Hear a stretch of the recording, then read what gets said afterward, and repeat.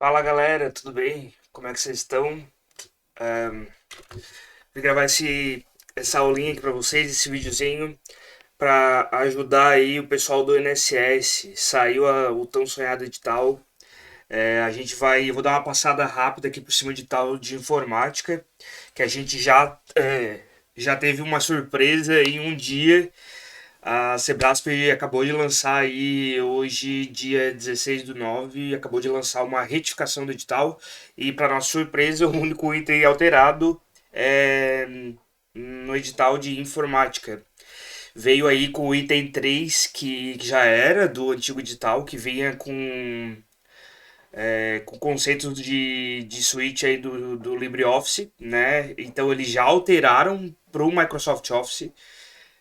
Isso é uma surpresa porque a gente já esperava o LibreOffice como de padrão aí nos editais do INSS, e eles acabaram lançando ontem o edital com o LibreOffice e hoje a retificação com o Microsoft Office. Então, como veio aqui? Automaticamente no edital original, ou seja, lançado ontem pela banca, veio aqui conceitos e modos de utilização de aplicativos para edição de textos, planilhas e apresentações com a suíte de escritório LibreOffice. Então, ia cair aí o Calc, o Write e a apresentação, né, que é semelhante aí ao PowerPoint. Mas hoje, pelo edital que lançaram, deu para entender que todo o conceito, todo o item aí, todo o ponto 3 ele ia ser excluído e ia vir em cima dele o outro 3, né, que é com o Microsoft Office. Só para vocês entenderem, é a mesma coisa, o item só muda ali a suíte mesmo, só muda o pacote, tá? Era LibreOffice, agora é Microsoft Office. Isso não interfere muito para os alunos, para os meus alunos, porque eu já tinha dado aula do Office prevendo algum tipo de mudança, não tentando acertar, mas tentando ajudar os alunos. E eles já tiveram aula aí de Excel e Word, faltando somente o PowerPoint. Então, os alunos que tiveram aula comigo já estão um pouquinho na frente aí. Então vamos lá, dar uma passada básica aqui, edital do INSS, como é que ele veio, concurso do INSS, Instituto Nacional de Seguro Social, a situação, um edital publicado, a banca organizadora é a Sebrasp, Centro de Brasileiro de Pesquisa em Avaliação e Seleção de Promoção de Eventos, para os cargos de técnico de seguro social, escolaridade nível médio, carreira administrativa, um concurso nacional, né, a nível federal, aí, número de vagas 1.000 vagas, a remuneração até 5.905,79 centavos, porque até ele tem uma remuneração muito baixa, mas com os valores agregados de alimentação e tudo mais, e plano de saúde ele vai até 5.900. As inscrições abrem hoje, dia 16, e vão até dia 3 de outubro. Então a gente tem aí 2 semanas de inscrição. A taxa de inscrição é R$ 85. E a data da prova objetiva é dia 27 de novembro. Aí faltando praticamente um mêsinho para acabar o ano. Próximo passo aqui, nosso edital, noções de informática, os conceitos de internet e intranet. É, os meus alunos já viram isso aqui. Todos os meus alunos já viram esse conceito aqui, esse item, conceitos de internet e intranet. É uma questão bem tranquila, né? Cai nos concursos recorridos aí de forma muito simples. Conceitos básicos e modos de utilização de tecnologias, ferramentas e procedimentos de informática. Teve alguns alunos até que me perguntaram: Felipe, o que é isso daqui? E eu escrevo o que é isso aqui. Tudo. Esse é o conceito que eu coloco nesse item 2 porque ele deixa muito aberto. O que a gente pensa como professor de informática nesse item é que a banca colocou esse item aí para eximar a responsabilidade dela caso algum conceito saia fora do padrão do edital e os candidatos entrem com recurso, então ela já se exima dessa responsabilidade, pegando esse item 2, conceitos básicos e modos de utilização de tecnologias, ferramentas, aplicativos e procedimentos de informática. Isso é praticamente tudo, envolve tudo dentro da informática. Mas também tem o outro lado, eu como professor, eu creio que pode cair aí alguma coisa mais complexa, como VPN, HTML, alguma coisa do tipo, mais focado assim em alguns tipos de ferramentas, ou também ações do usuário, né, como backup, modo de restauração e como fazer nos procedimentos. E a gente vai tentar passar isso para os alunos aí, os meus alunos, e a gente vai tentar passar isso aí, pegando essa brecha. E o restante do edital os meus alunos já viram, então creio que quem está estudando para o INSS também já viu. Item 3, que é do Microsoft Office agora, né? Tirando o LibreOffice, entrando no Microsoft Office, não é nenhum problema, porque todos os concursos vêm. Então, creio que seja bem tranquilo. Tem o Excel, o Word e o PowerPoint. 4. Conceitos e modos de utilização de sistemas operacionais Windows 10, Windows 7 e Windows 10. Por que veio o Windows 7? Porque ele é o sistema operacional mais utilizado e sabendo do 10 aí a gente consegue fazer as configurações tranquilas no 7, tá? É a mesma, praticamente a mesma coisa das configurações. Até no Windows 10 tem um painel de controle também, o Windows 7, que é igual, tem os dois, né? A gente consegue ver pelos designs novos do Windows 10, mas também tem o Windows 7. 5. Noções básicas de ferramentas e aplicativos de navegação e correio eletrônico, ou seja, os aplicativos aí, os navegadores, né? E o correio eletrônico, os e-mails, que também é tranquilo, uma forma bem tranquila. Normalmente essa banca ela pede o Google, Firefox e o Edge, né, que são os três principais hoje do mercado, podendo entrar alguns diferentes, mas creio que quem sabe os conceitos básicos desses três aí consegue fazer as outras questões e os outros navegadores sem problema nenhum. Noções básicas de segurança e proteção, vírus, worms e derivados. Esse é o único item que os meus alunos não estudaram ainda, porque tem um material muito simples e é bem tranquilo de fazer, porque também cai em outros vários concursos. São uns conceitos bem básicos, mas que a gente precisa prestar um pouquinho de atenção aí. Eu, continuando com essa apresentação aqui, eu fiz uma continuação de alguns conceitos bem básicos aí pra gente estar retomando bem tranquilo, tá? Aqui os conceitos de internet e intranet, a gente sabe que esse é o mapa da internet mundial. Todos esses cabos aí são as conexões de países e continentes, né? Pelo mundo todo. Aí alguns que não têm esse conceito, não conhecem isso, eles me perguntam, o que que são essas faixas coloridas aí? Eles são cabos subterrâneos ou subaquáticos que ligam os países, né? Subaquáticos, eles passam no meio do oceano, literalmente. A gente tem a definição que eu sempre gosto de mostrar para o aluno para ele não confundir provedor e servidor. Provedor é aquele que provém, que dá, que faz algo. A entidade que administra ou provê, né? Mantém e oferece um serviço. Por exemplo, o Google, a gente tem o Google como provedor. Microsoft, Vivo, claro, são provedores de serviços de internet, né? E a gente tem um servidor que é aquele computador, ou seja, quando você passar no concurso, você vai ser um servidor público. Você vai servir para algo, você vai ajudar algo especificamente. Você vai ser um técnico de seguro social, você vai ser especialista naquilo. Então você só vai fazer aquilo. Um técnico um técnico social, ali da Previdência Social, ele não faz serviço de polícia. Ele faz o serviço de técnico social. Então você é um servidor que serve para aquilo. O servidor é um hardware ou um software de combinação de ambos que armazena, executa e disponibiliza um serviço centralizado na internet. Por exemplo, a gente tem aí o provedor Google e o servidor dele de e-mail é o Gmail. A gente tem o provedor Microsoft e o servidor de e-mail dele é o Outlook. Então é bem tranquilo para a gente saber o conceito de provedor e servidor. A gente tem aqui conceito de internet e intranet ainda. Arquitetura de internet são dois tipos de arquiteturas principais. A gente tem o cliente e o servidor, ou seja, quando eu estou, é a internet normal. Basicamente a configuração da nossa internet normal. Quando eu estou em casa, estou acessando uma página de internet, ela está disponibilizada dentro de um servidor. Voltando para o conceito de servidor, como eu havia falado, ele é um computador ou um software especializado somente naquele serviço. Claro, ele pode fazer outros serviços, mas normalmente os servidores eles são especializados em um serviço único, ou seja, um servidor web, um servidor de e-mail, um servidor de impressão, tá? Um servidor de mídia. Ou seja, esse servidor web é onde está armazenados as páginas da internet, ou seja, o site que você quer acessar. A gente tem a rede P2P ou peer-to-peer, que é o ponto a ponto. Todos os computadores têm armazenados os dados que aquela rede quer, ou aquela rede disponibiliza. Um belo exemplo disso aí é o torrent. Ou seja, o meu arquivo que eu estou baixando no torrent não está na rede, não está na internet em si, ela não está num servidor.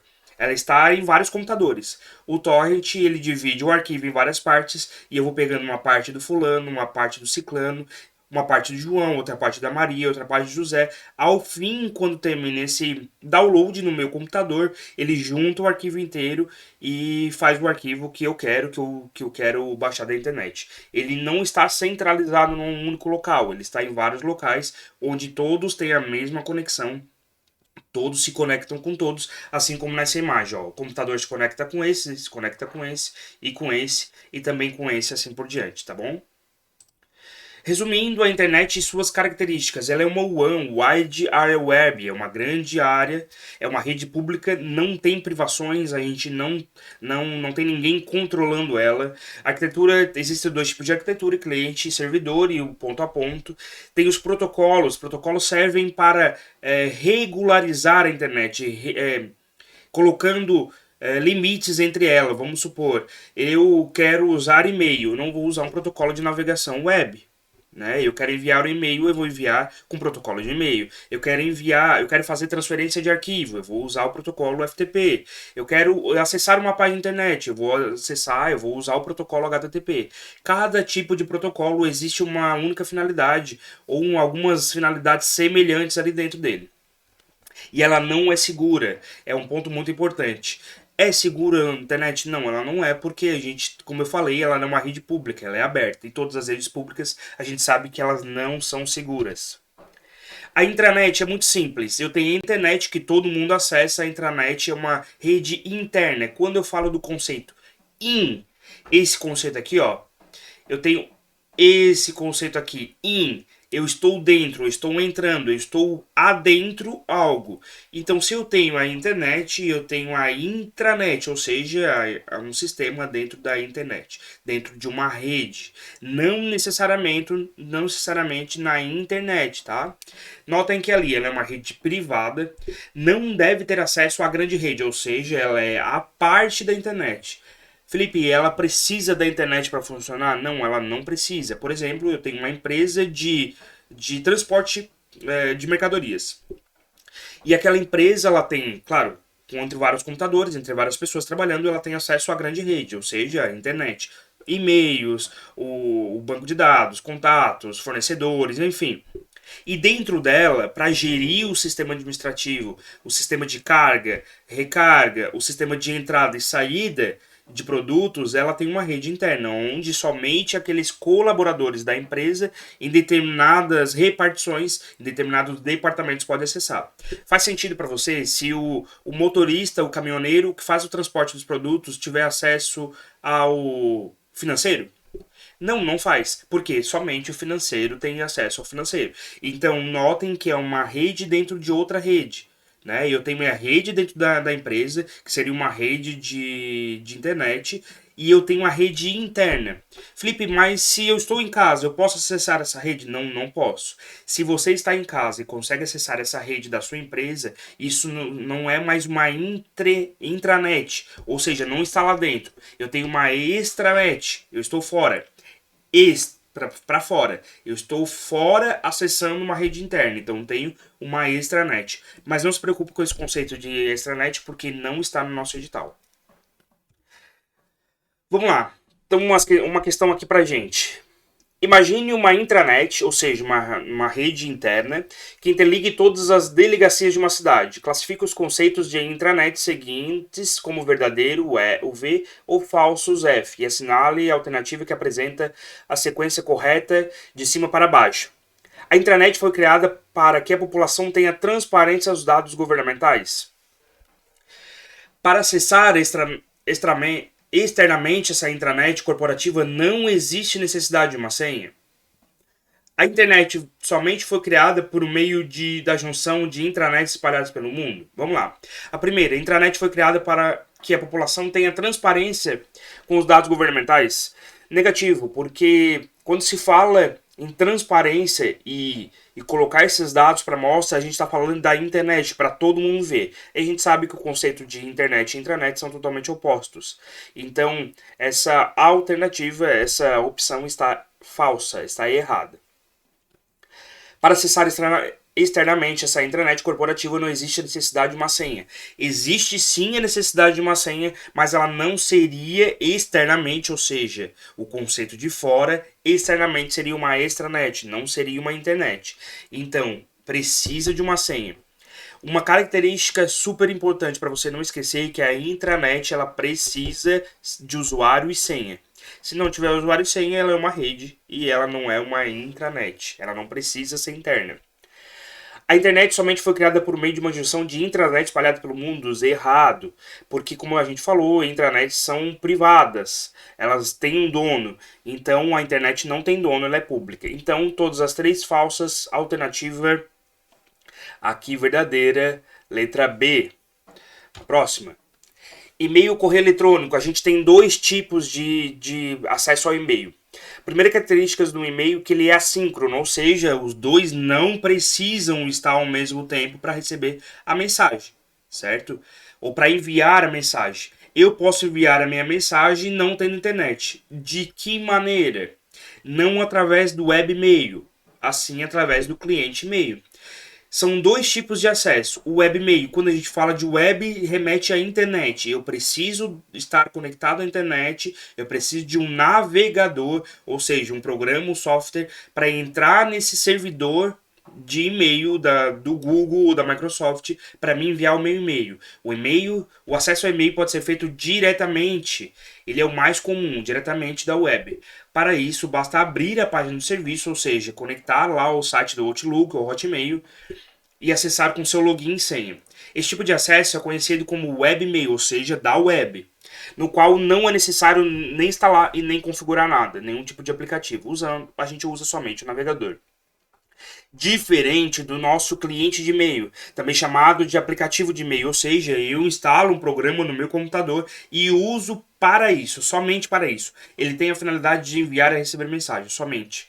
Eu não preciso estar conectado para enviar quando eu tenho um cliente e-mail, ou seja, eu tenho um aplicativo instalado no meu computador, eu não preciso estar conectado na internet para enviar o e-mail. Claro, ele não vai enviar. Ele não vai chegar para o destinatário. Mas assim que ele se conecta com a internet, ele envia. Mas mesmo assim, eu não preciso enviar. Eu não preciso de internet para enviar. Ele pode enviar, mas não recebe, não chega. Assim, quando a gente tem mensagens no WhatsApp, eu envio, ele não vai chegar para o meu cliente, ele não vai chegar para ele. Ou seja, ele também não tem rede. Ele pode não ter rede e não vai chegar para ele. Se eu tiver e não tiver, eu envio, mas ele não recebe. Né? Porque ele não tem rede. É assim funciona o webmail e o cliente e-mail. O webmail através do navegador, o cliente e-mail através de aplicativo. Os navegadores, também conhecido como web browsers ou só browser, né? É um programa que a gente instala no nosso computador que os usuários interagem com documentos virtuais. O que são documentos virtuais? Pode ser página, documento, vídeo, foto, música, enfim. Dentro da página do web. Os navegadores funcionam como interpretadores de linguagem. A gente sabe que por trás de um site existe toda uma programação. Essa programação tem aí como as linguagens HTTP, desculpa, não é HTTP, é HTML, PHP, Java, JavaScript, enfim. Tem diversas configurações aí, diversas linguagens de programação que estão por trás de um site. Esses sites são agrupados ou salvos em servidores que são chamados servidores web, como eu dei o exemplo lá do servidor. Eu tenho um servidor, eu tenho algo, eu tenho uma peça, eu tenho um hardware específico para servir como web. Então, quando eu acesso a esse servidor, ele me dá a página na internet. Esse é o navegador. A gente pode encontrar quase tudo na internet, né? Por meio de buscadores ou sites de mecanismo de buscas. Então a gente tem aí os navegadores web, a gente tem os buscadores web, sites e mecanismos de busca. Navegadores, o Google. Buscadores web, o Google. né? A gente tem um buscador do Google lá que a gente faz a nossa pesquisa. Os sites ou mecanismos de busca. A gente tem vários sites ou mecanismos de busca. A gente tem o Wikipédia, o Buscapé, a gente tem o Buscapé para buscar comparações de preço, o Zoom para comparação de preço, o Decolar.com para a gente ver viagens, para a gente ver os voos, as acomodações. Não são sites que vendem somente isso, ou não são sites que fazem venda de produtos, eles são sites de comparação, mas são buscadores, tá? Então aí para buscadores, para navegadores a gente tem o Google, o Yahoo, a gente tem o Brave, a gente tem o Opera, a gente tem o Firefox, a gente tem o Edge, a gente tem o Internet Explorer para navegadores. Para buscadores, a gente também tem o Google, que é o maior deles, que é aquela barrinha que a gente faz a pesquisa. A gente tem o Bing, que é da Microsoft, antigamente era o ESC da Microsoft, hoje é o Bing, que é um produto específico da Microsoft. A gente tem o Yahoo, a gente tem o KD, a gente tem o Achei, que são mais antigos, mas ainda funcionam. Todos esses buscadores buscam informações dentro de site, ou seja, informações na grande rede, né? Perguntinha para nós. São exemplos de sites de busca na internet. A. Informix e Yahoo Search. B. Bing e Google. C. UOL e Apache. D. FileMaker e Dataflex. E. YouTube e Firefox. Então a gente tem aí. Ele pediu sites de busca. Sites de busca, não navegadores. Se fosse por navegadores a gente não tinha nenhum aí, né? A gente tem site de busca. Então seria letra B, que eu falei para vocês, olha ali em cima. Aqui, ó, Bing e o outro é o Google, né, que é o maior de todos aí que a gente já conhece, o nosso querido Google. Opa, que vamos tirar aqui. Então, onde é que tira isso aqui agora? Pera aí, borracha pequena. Vamos deixar aqui, não tem problema. Então a gente tem aí essas perguntas, olha o tipo de pergunta, eles são perguntas bem simples, né? Vamos para outra aqui. Atualmente, usuários de internet utilizam sites de busca para a realização de pesquisa. Então já são sites. Quais deles são sites de busca? Google, LinkedIn, Bing, OneDrive, AltaVista e Google, Google, AltaVista e Yahoo, KD, MSN, Google e Facebook. Quais são esses sites de busca? Olha só. A letra A gente tem Google, LinkedIn e Bing. Letra B, OneDrive, AltaVista e Google. Letra C, Google, AltaVista, Yahoo e KD. E D, MSN, Google e Facebook. Letra A gente tem o LinkedIn, que é uma rede social. Letra B, a gente tem o OneDrive, que é um drive de armazenamento. Letra D, a gente tem o Facebook, que é uma rede social. Então sobrou letra C, Google, AltaVista, Yahoo e KD. AltaVista não é conhecido, mas ele é aí um site de busca. www ou World Wide Web, ou seja, grande rede mundial, né? As páginas web elas são estruturadas e chamadas de World Wide Web ou somente web. Ela é a internet em si, ela é onde a gente mostra para o navegador que a gente quer entrar naquele site, a gente quer entrar na web. Então a gente tem aí dentro dessas aplicações web, a gente tem webmail, pacote de web, chats, vídeos, músicas diretamente nele, downloads, arquivos e tudo mais. Tudo isso a gente acessa por meio do navegador. Tá? Então a gente não tem como acessar a web se não for por meio do navegador. Elas são softwares instalados, aplicativos instalados bem simples, de forma bem simples no seu computador. É um programa de computador. Eu coloquei para vocês, eu fiz um esqueminha bem legal aqui, como é que funciona a internet. Qual o passo a passo aqui? A gente tem aqui cliente de web, começa os clientes, ou seja, aqueles navegadores, né? Também chamado de navegador web, que faz busca onde? A gente faz busca na web, que a gente acabou de ver, o que são a web? Basicamente documentos ou páginas de hipermídia. O que é um site? Informação. Mídia, vídeo, áudio, arquivos, pastas. Isso são sites. Sites estão ali só para informações. Ou seja, ah, Felipe, mas eu faço um curso. O curso é uma informação, é um vídeo, é um áudio, dependendo do que você está fazendo, tá? Então, a gente tem os clientes web, que também são chamados de navegadores, que faz busca onde? Na web, procuram por conteúdos na web. O que que eles são? São documentos. O que que essas páginas de web são? São documentos ou páginas de hipermídia. Hipermídia são fotos, vídeos, músicas. O que que esses documentos são do que são compostos? De hipertextos, imagens, sons, vídeos. São conectados por onde? Através de hiperlinks, né? São aqueles links que a gente acessa a página. E são hospedados onde? Onde que isso é hospedado? Em servidores web, como eu falei, é um servidor específico para isso. E esse é o fim da internet. Então a gente começa com uma requisição do cliente, no caso nós, pedimos ao cliente web, que seja o navegador ou o browser, né? E terminamos recebendo a informação do servidor, voltando para o nosso looping, para o nosso sisteminha aqui. Última parte, eu fiz para vocês aqui, olha que legal. Eu fiz para vocês de uma forma bem simples aqui,